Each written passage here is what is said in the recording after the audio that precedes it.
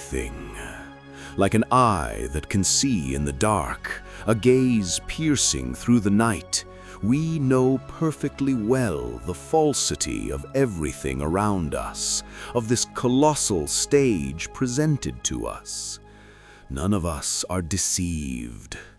As we walk toward those glass towers in the early hours of the morning, as we scroll through those small glowing screens at our fingertips, or as we pass by those colorful billboards constantly promising us more, we know it is all a lie. The greatest pride of modern humanity is precisely this sharp vision. We are too smart to be fooled. In the past, a long time ago, the greatest problem of a chained mind was that it did not know it was a slave. It believed in the sun, the rain, or invisible masters. It thought the established order was natural, inevitable, and even sacred. But today things have changed. We have unmasked the sacred. Behind those massive gears, there are no gods, nor an unshakable destiny. There is only the greed for profit, cold algorithms, and our manipulated desires. We know this. The poison in our food, how our time is stolen, how our relationships have turned into a cost-benefit calculation, the emptiness behind the plastic smiles of politicians. We see it all in its absolute nakedness. But does this flawless vision, this immense awareness set us free? This is where the truly terrifying question begins. The answer is a massive, echoing, and chilling no. We know, but we continue to do it anyway. Knowing full well that everything is fake, we continue to play by the rules of that very fake reality. We know we are in a theatrical play. We know the lines are memorized. We know the scenery is made of cardboard. Yet we still step onto the stage and play our given roles with absolute seriousness, sometimes even with tears in our eyes. We can call this the trap of awareness, or in more brutal terms, the cynical surrender of the mind. Belief used to reside inside our minds. We used to think this system is right and just. Today, our minds are free. We mock the system. We laugh at its absurdities. We say, I know what these advertisements are trying to sell me. I am not a part of this system. I am just trying to survive here. Inside, we feel as if we are outside that invisible cage, that small cynical distance we reserve for ourselves, where we think the system cannot touch. That distance is the greatest shackle of the modern age. Because the system does not care in the slightest about what you think inside your head. The only thing it demands from you is your actions. If you curse the system in your mind while your hands continue to pull the levers of that machine, you are a flawless worker for the system. In fact, this awareness of yours, this cynical distance, is the system's favorite thing, because it saves you from taking responsibility for your actions, from rising up against that order. Saying, I already know this is a lie, is actually just a fancy way of saying, I am not going to do anything to change it, because I am already smarter than them. Our awareness has turned into a warm and comfortable blanket that covers our inaction. Imagine a prison. Its walls are torn down, its doors are wide open, even the guards are gone. The prisoners have left their cells and gathered in the courtyard. They laugh and tell each other that the doors are open, that they could just walk away if they wanted to. You see how funny it is they think they can keep us here, they say? And then, when evening falls, they return to those open cells and pull the doors shut on themselves. Because the outside is cold. The outside is uncertain. Outside there is no secure routine, even if that routine is fake. Our awakening consists merely of the laughter in the courtyard of this open-door prison. Knowledge, when it does not turn into a force that moves us to action, turns merely into a burden, a melancholic arrogance. We see very well, but we are afraid to carry the weight of what we see. Because knowing everything and doing nothing is far more tragic, far more exhausting than doing everything without knowing anything. Now stop and look at your own life, your own hands, your own mornings. Feel the abyss between that rebellious voice in your mind and the obedient steps you take throughout the day. In that abyss, our true self is silently drowning. We know, but we do it anyway. So, how long will this cycle, this state of staying awake inside a comfortable sleep, continue?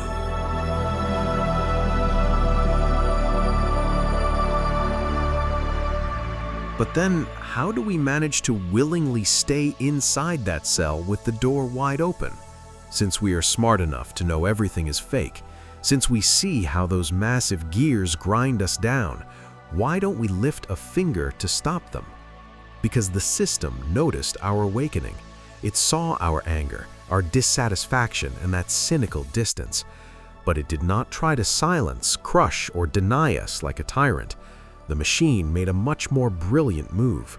It took our anger, beautifully packaged it, and sold it back to us as a product. We are angry at the order, but the order does not fear this anger. On the contrary, it feeds on it. Today, rebelling, standing against the system, being a revolutionary, is now one of the most profitable sectors of the market. Are we sad about the brutal destruction of nature? Do we think it is the end of the world?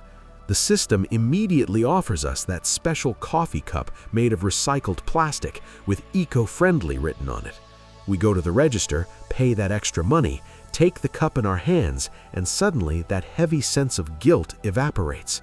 We feel as if we have saved the world. Our rebellion has turned into a small red laser light scanned at the checkout, into a barcode. We no longer need to take to the streets. We no longer need to stop the system because we have rebelled by consuming. This is the flawless irony of the modern age. The system has produced objects that do the revolution for us, a revolution we should have done ourselves. We have objects that rebel for us, suffer for us, protect nature on our behalf. When we return home exhausted in the evenings, we sink into those soft armchairs. We turn on those massive, high-resolution screens in front of us. And what do we watch? Heroes destroying greedy corporations, rebels bringing down corrupt leaders, brave warriors collapsing the system in a dystopian world. On platforms financed by multi-billion-dollar megacorporations, we relax by watching the fantasy of destroying those very corporations. The character on the screen screams for us, the music swells for us, the movie rebels for us. And when the credits start rolling, that destructive energy built up inside us, that fire of revolution, turns into a completely satisfied, obedient child.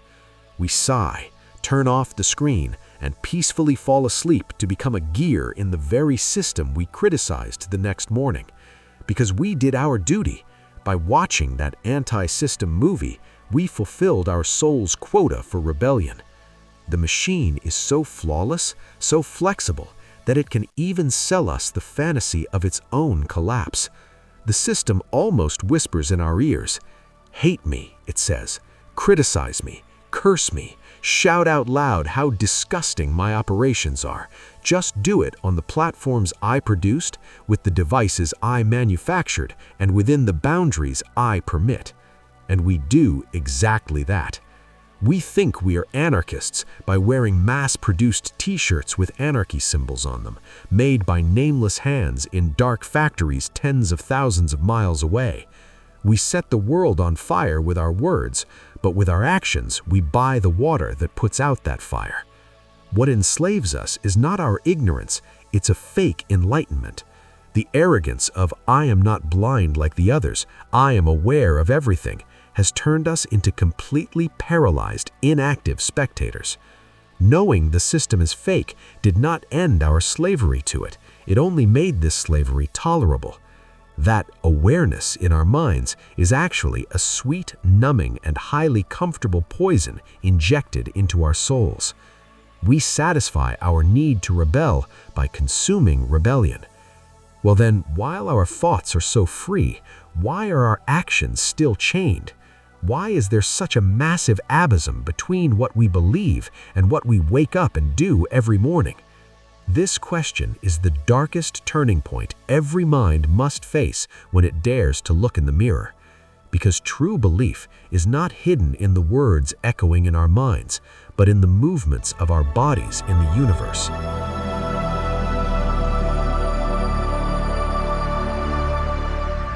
So, who are we? Are we that cynical voice growing inside us? Or are we our bodies that do the exact opposite of that voice every morning? The greatest delusion of the modern age is thinking that belief is an abstract idea living in the mind. I do not believe in this system, we say. These corporations, these managers, these artificial goals have no meaning. We feel safe in that invisible, free space we hide in the depths of our minds. But belief is not made of words.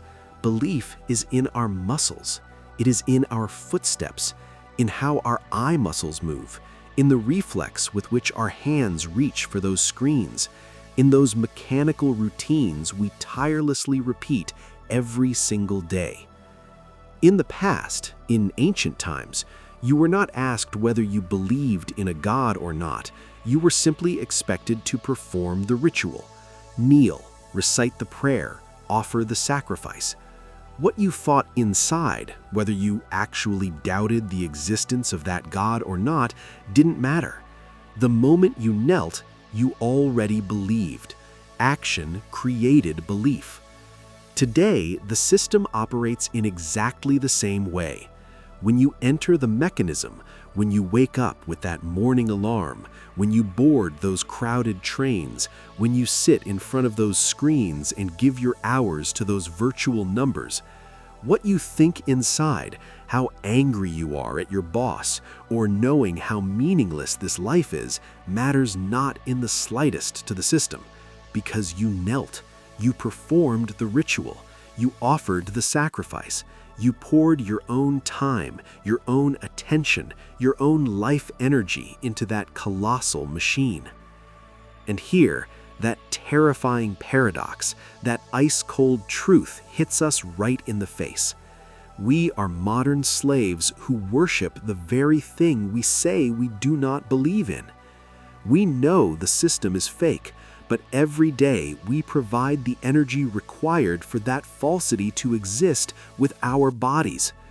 We realized we are puppets. We looked in the mirror and saw those invisible, glowing strings attached to our wrists. We also saw that the hands holding the strings consist of nothing but the greed for profit and the cold logic of algorithms. But what did we do? Instead of cutting the strings, we continued to be a part of the game by saying, "I see these strings, therefore I am superior to the other puppets." This is not ordinary despair. This is a voluntary surrender created by the cynical mind, by that arrogant awareness. A fool is a slave because he does not know what he is doing. But we are slaves because we know exactly what we are doing. Our captivity is much deeper, much darker, because we examine the architecture of our own prison, marvel at how strongly the walls were built, and choose to sit inside. We can't change it anyway, we say. The system is too big, too complex, it's everywhere. And we carry this surrender proudly, as if it were a proof of our intelligence, of virtue. We are the harmless sages who criticize the system but never touch it. The truth is, that feeling of freedom in your mind seems like your only escape route, doesn't it? Yet that feeling is a toy given to you by the system itself. Here, the system says, rebel as much as you want inside your mind. That is your playground. But your body, your actions, your time, they are mine. That is why saying "I know" no longer changes anything. The world is not built by words, but by moving bodies. If you are a revolutionary in your mind, but a flawless gear in your actions, you are merely a self-lubricating part of the machine. And the real tragedy is that after a while, those actions begin to shape your mind as well. When you laugh at a joke you don't find funny just out of politeness, after a while that laughter starts to feel real. When you live a life you do not believe in every day, that life becomes your only belief. The mask eventually takes the shape of your face. There is no longer a pure I inside us, untouched by the falsity outside. What makes us exist is our actions. And our actions continue to bleed every day on that invisible altar, right in the middle of this colossal illusion.